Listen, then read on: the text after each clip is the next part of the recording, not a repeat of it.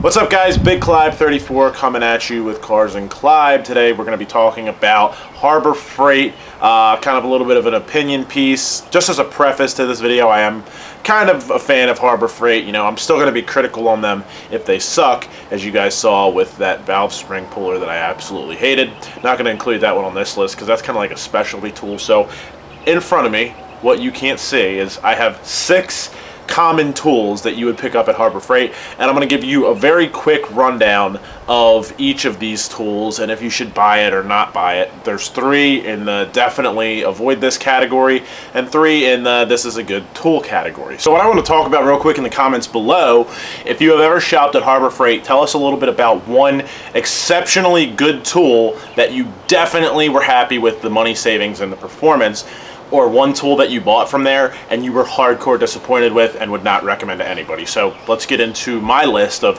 3 of my favorite and least favorite tools that I've ever bought from Harbor Freight. I guess we'll start on this side with the good tool category. The first item that I have here is the Chicago Electric 18-volt half-inch cordless impact.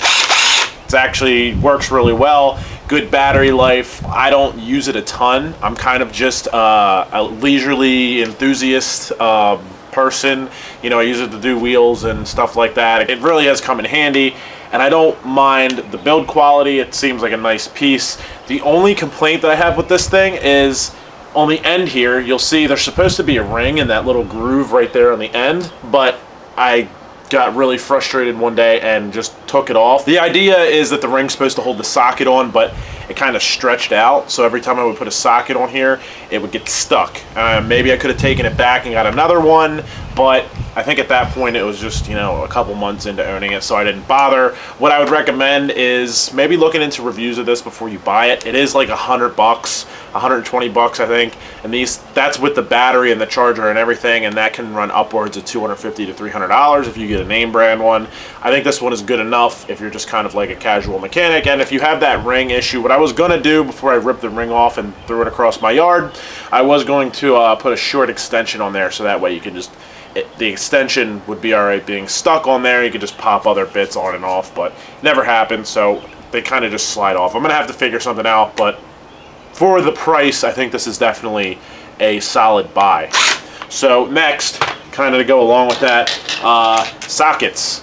Pittsburgh sockets. Not really much to say about these guys. They work. The thing about Harbor Freight is if you're wary about it, there are certain things that really aren't going to break that often. Sockets do break, but especially these bigger ones, it seems to be safe. I've been beating on these things for a while with the impact, with, you know, breaker bar, all that kind of stuff.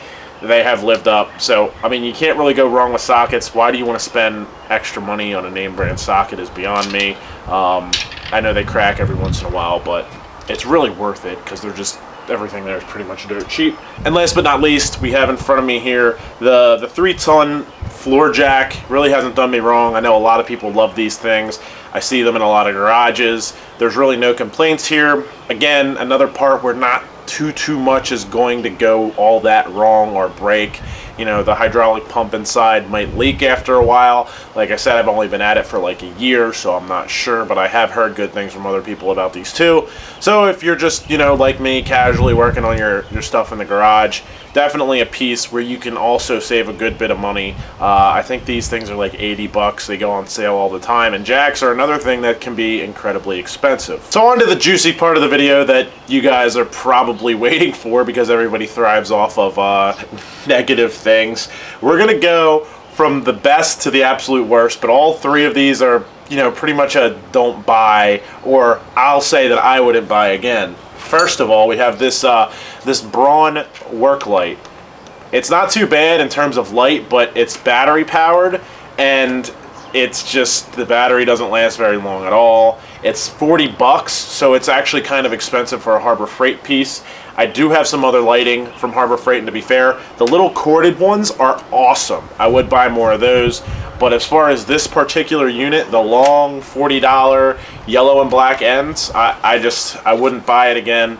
I honestly wasn't that impressed. There's nothing like catastrophically wrong with it, But just the battery not lasting very long, it kind of kills this, because, you know, you could plug it in, but it kind of defeats the whole purpose. You spend extra money for the battery powered light, and it just doesn't really deliver. Next up, I actually enjoy these. This is like one of my favorite tools to have, are these little ratchet wrenches, just because you can get in tight spots, like when I was doing, you know, changing the direction of my turbo.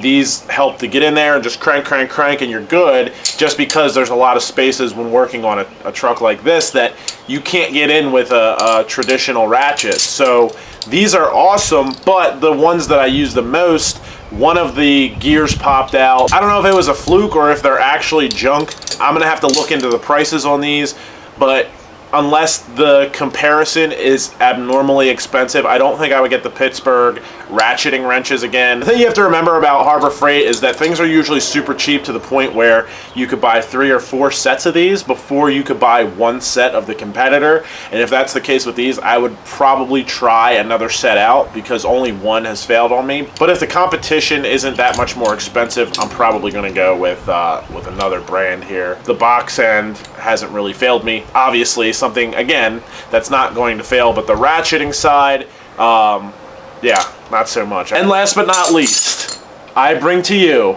my least favorite tool, next to that valve spring puller, my least favorite common tool from Harbor Freight that is absolutely a turd and should never be purchased by anybody.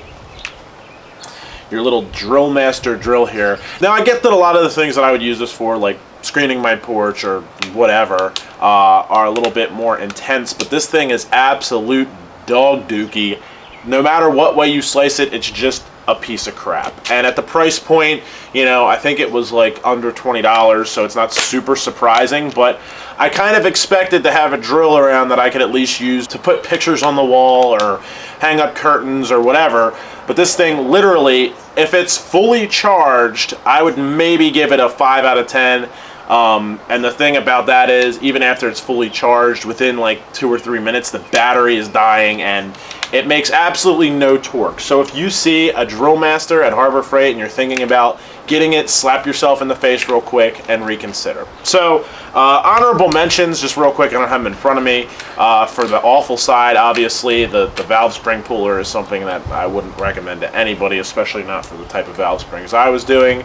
And on the good side, inside my garage, I actually have a Harbor Freight vise, which, again, not very many things could go wrong with a vise.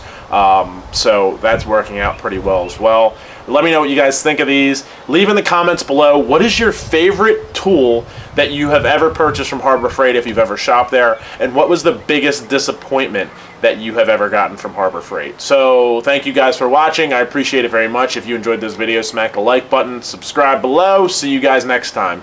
Thanks. If you have stayed this long, I really appreciate you watching to the end. On screen here, you'll find a lot of other cool stuff on my channel, from where to subscribe up here, all the way to my project truck, another video that YouTube picked out with their algorithm specifically for you. So check out stuff on screen, and thanks guys. I'll talk to you next time.